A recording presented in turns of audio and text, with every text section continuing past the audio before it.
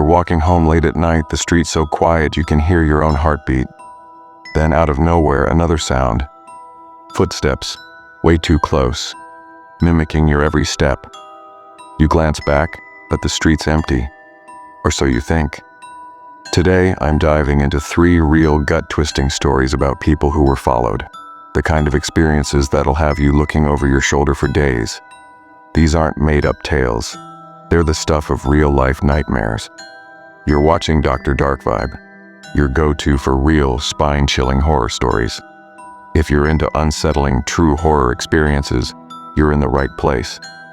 If you're hooked on creepy stories like these, give this video a like, hit that subscribe button, and drop a comment letting me know what you think about being followed. Alright, let's jump into the first story. Story 1. The Man in the Hoodie. This one hits close to home because it happened to me about 2 years ago in a small college town in Ohio. It was late November, and the air had that sharp, freezing bite that stings your face. I was working part-time at a diner off the main strip, and my shift ended around 11 p.m. The walk to my apartment was only 15 minutes, through a quiet neighborhood with old brick houses and bare skeletal trees. I'd done it 100 times, no big deal. But that night, something felt wrong. About 5 minutes into my walk, my breath fogging in the cold, I noticed this guy behind me. He was maybe 30 feet back, wearing a dark hoodie with the hood pulled low, hands jammed in his pockets. At first, I brushed it off. People walk home late, right? But then I realized he was matching my pace exactly. I slowed down. He slowed down. I sped up. He sped up. My heart started thumping, but I told myself I was just being paranoid. To test it, I crossed the street, acting like I was taking a shortcut. I heard his shoes scuff the pavement as he crossed too, still 30 feet behind. My stomach twisted. I glanced back, trying to play it cool, but his hood was so low I couldn't see his face. Just this dark, empty shadow where it should have been. I was maybe 5 minutes from my apartment now, but the streets were dead. No cars, no other people. Just me, the cold, and this guy. I pulled out my phone, pretending to call someone to scare him off. "Hey, yeah, I'm almost home," I said, my voice shaking. He didn't react. He just kept walking. Same pace, same distance. Things got weirder when I turned down a narrow side street with no streetlights. Stupid move, I know, but I was panicking. His footsteps followed, louder now, like he wasn't even hiding it. I started jogging, my sneakers slapping the pavement, my breath ragged. His steps sped up too, heavier, closer. I spun around, ready to scream or fight or something. And he was gone. Just gone. The street was empty, like he'd never existed. I sprinted home, locked my door, and checked every window. I didn't sleep that night. The next day I told my coworker and her face went white. She said another girl from the diner had seen the same guy a few weeks earlier. Dark hoodie, no face, following her home.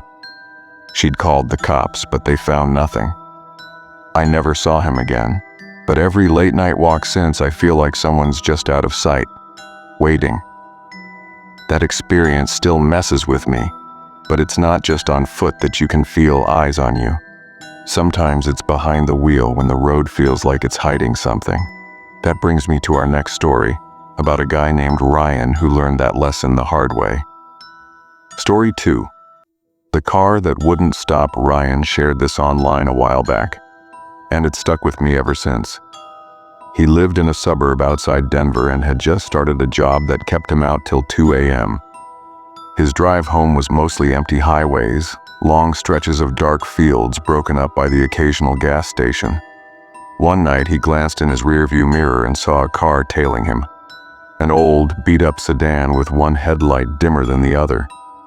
He could make out the driver's outline, but not their face, just a vague shape in the dark. Ryan figured it was some impatient jerk, so he switched lanes to let them pass. The sedan didn't pass. It switched lanes too, staying right on his tail. He pushed his speed to 70, then 75. The car matched him, never getting closer, never falling back. His hands were sweating now, gripping the wheel. He took an exit he didn't need, hoping to shake them. The sedan followed. He drove through a quiet neighborhood, then looped back to the highway thinking they'd give up. No luck. The car was still there. That dim headlight like a cold, unblinking eye in his mirror. Ryan said the worst part was how deliberate it felt, like the driver knew exactly what they were doing and were in no rush. He finally pulled into a 24-hour gas station, its bright lights and a couple of truckers giving him some comfort. He parked, grabbed his phone, and watched. The sedan slowed, idled at the edge of the lot for maybe 30 seconds, then peeled off into the night. Ryan waited an hour before driving home, taking a different route. He never saw the car again, but he started noticing weird things after that. His mailbox left open soft taps on his window at night. He moved a few months later, but he says he still checks his rearview mirror way more than he used to, half expecting that dim headlight to show up again. Ryan's story makes you think twice about driving alone at night. But sometimes, it's not even about being out on the road. Sometimes, the creepiest things happen right where you're supposed to feel safe. Your own home. That's what happened to Claire. And her story's next. Story 3. The footprints in the snow.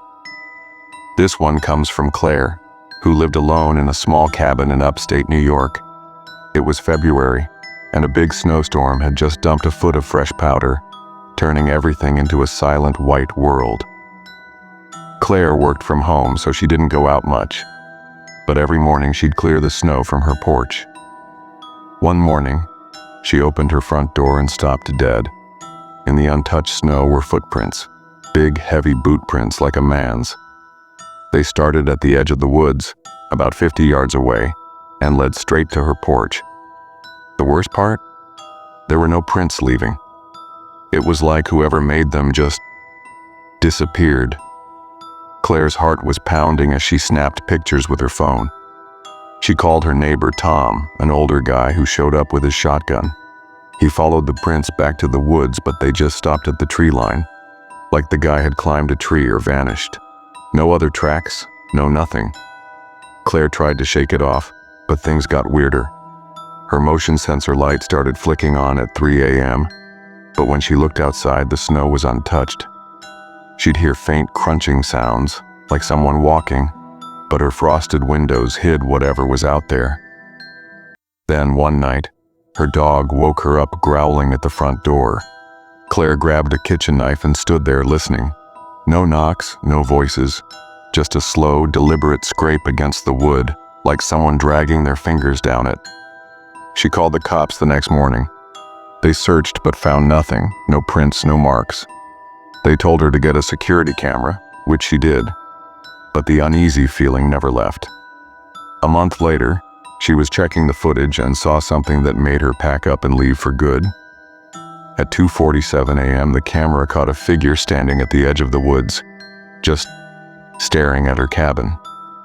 No face, no movement, just a dark shape in the snow.